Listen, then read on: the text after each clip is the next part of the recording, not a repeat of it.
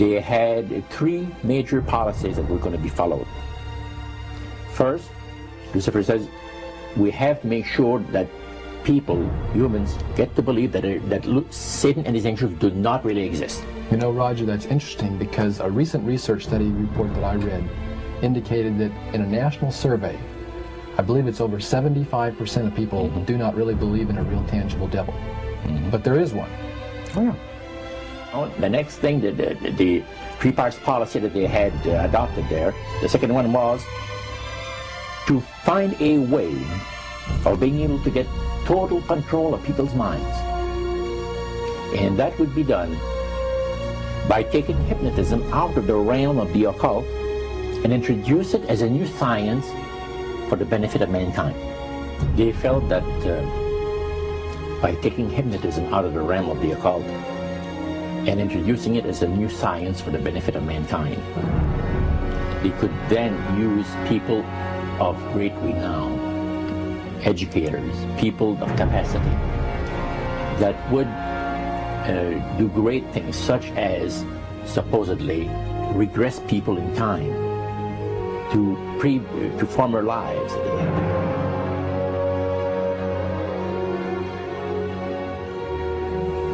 And of course, after the session is over, the person would not know a thing about ancient history.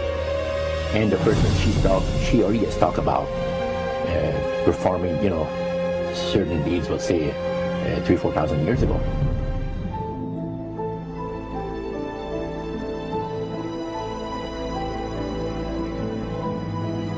But this was their strategy. Now, what this would do for the thing is this, that it would create in the minds of the general public, solidly set in the mind of the general public, an unwavering trust in that great deception.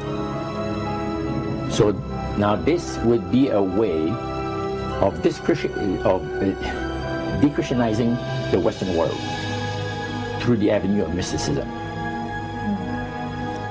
The three things were, number one, that they did not want Satan did not want the human family to think that he or his angels existed. Right. The second point that you made had to do with taking control of people's minds. That's right. The third point was what? Was to destroy the Bible without burning it. Okay. See? And what was the strategy on that? On that, it was very interesting. Because after the Great General Council, it was decided that Satan would tutor Charles Darwin personally in setting up the principles of his theories of evolution. He was tutored by Lucifer himself, fallen Lucifer. And at that time, it was understood, Satan and his spirit counselors understood, that if a person was led to believe in the theory of evolution, it would, in his life, destroy completely the creation week of the Bible, the fall of man, and the plan of redemption. It would do away with it. Anyone that teaches a theory of evolution is considered to be a minister of a great religious system.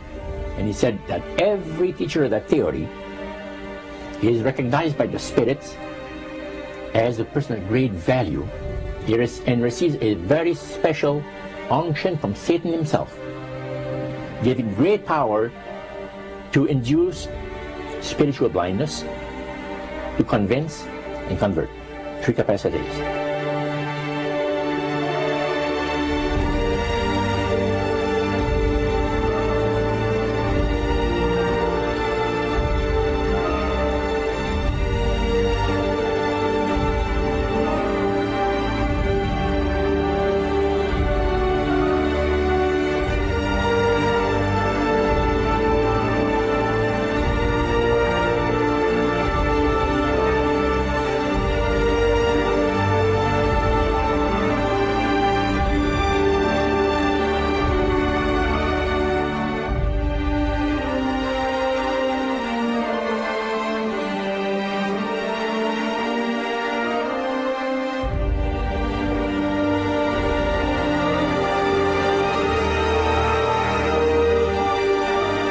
This is the grain plane, the master's grain plane. for harvesting the nations, for harvesting the multitudes of the earth into his cause, just before the close of the great controversy between the forces of good and evil. It's going to be done in a unique manner. This grand plan is going to take people are going to eat the stuff, because it says spirits, demon spirits, will declare themselves to be inhabitants of far distant planets in the galaxies that are coming to warn the inhabitants of planet Earth of the impending destruction of the planet unless something seriously proper is done to avoid it.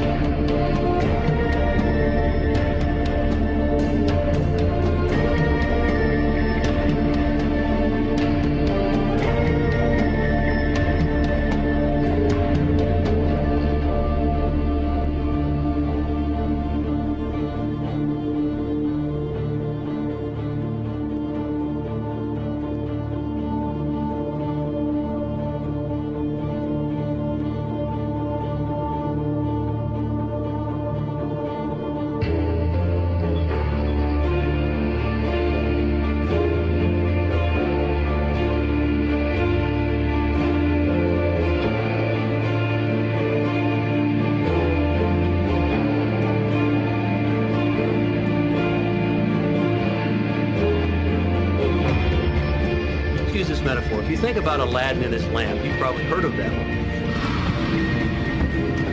The genie always says one thing. Your wish is my command. You know, the universe is this great genie, and your conscious mind is Aladdin. It formulates the intention of what you choose for your life.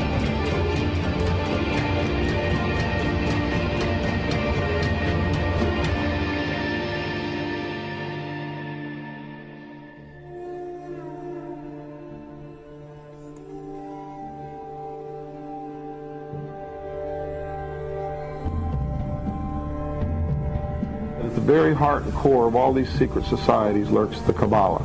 It is a method of encoding information through a system of mathematics and numbers. These people that belong to the secret societies never dared to write down in any language what they knew, what it was that they were guarding, because then someone could steal it and then the secret would be out. So they took this knowledge and they made it occult through a system of encoding, encryption, one of which is mathematics, numbers. Another is architecture. Everybody wonder, why do they have a fraternal organization called the Freemasons? Aren't those the guys that build walls? You bet they do.